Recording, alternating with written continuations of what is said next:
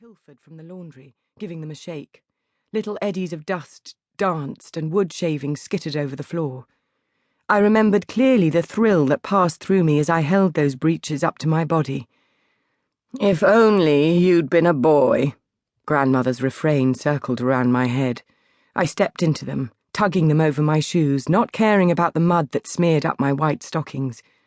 Bunching my layers of skirt in one hand, I tied the breeches' tapes as best I could. They were much too big, puffing out wide and cuffed above the knee. The idea had come to me from a troupe of players that had visited Chatsworth in the spring. I was allowed to stay up that night and watch them perform a comedy with a girl disguised as a boy, though truly it was a boy actor pretending to be a girl disguised as a boy, which had us all, even Grandmother, laughing until our cheeks ached. I had thought a good deal about it, tried to imagine what it might be like to be a boy, to go about unencumbered by skirts, to ride astride, to be at the heart of things instead of on the edges, to be listened to even when you spoke nonsense, like my baby boy cousin whose infant burblings were a source of wonder for Aunt Mary and Uncle Gilbert. I fumbled with the fastening of my skirt. The knot was too tight, tied double, and wouldn't undo. I was tempted to ask Tobias for help, but didn't dare. It was enough already, persuading him to go up there with me, though he didn't seem to mind that it might have caused him misfortune if we were caught. Exasperated with the stubborn knot, I yanked hard. Something gave, with a crack of broken threads, and the skirt, petticoats, bumroll and all, fell to a heap at my feet. I began to experiment with my newfound liberty, striding back and forth, one hand on my hip as if perched at the hilt of a sword, drawing it, lunging forward with a jabbing motion towards an imagined adversary. Girding myself then, I sidled out to stand at the top of the steps.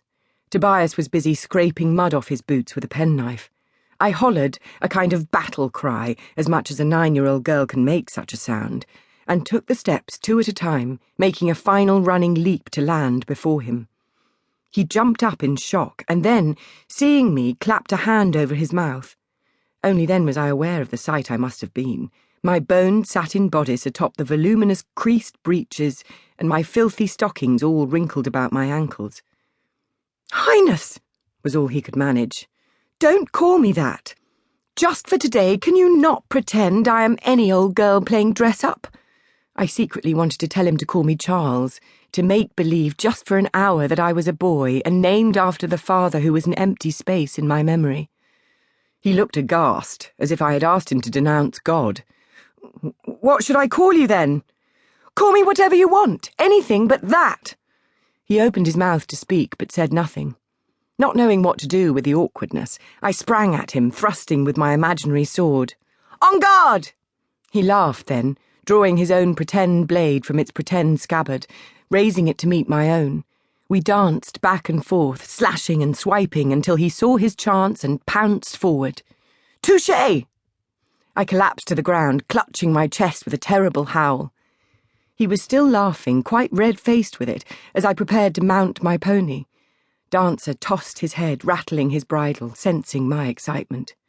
I whispered into the hollow of his ear, "Just you wait, boy. Together we're going to fly." Then realised with a thud of disappointment that of course he wore a woman's saddle. There would be no flying, just the usual sedate lumbering canter. I began to unravel as if a thread had been pulled somewhere inside me, and didn't know what to do, so I did nothing, just stood looking into the valley, fighting my distress. I had a clear view of Chatsworth.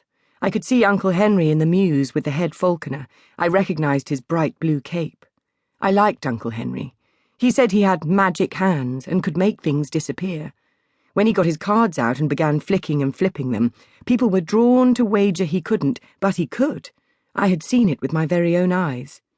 Someone was shaking a red turkey carpet from one of the windows like a flag, and threads of pale smoke rose from the chimneys in the forbidden wing where the Queen of Scotland was housed.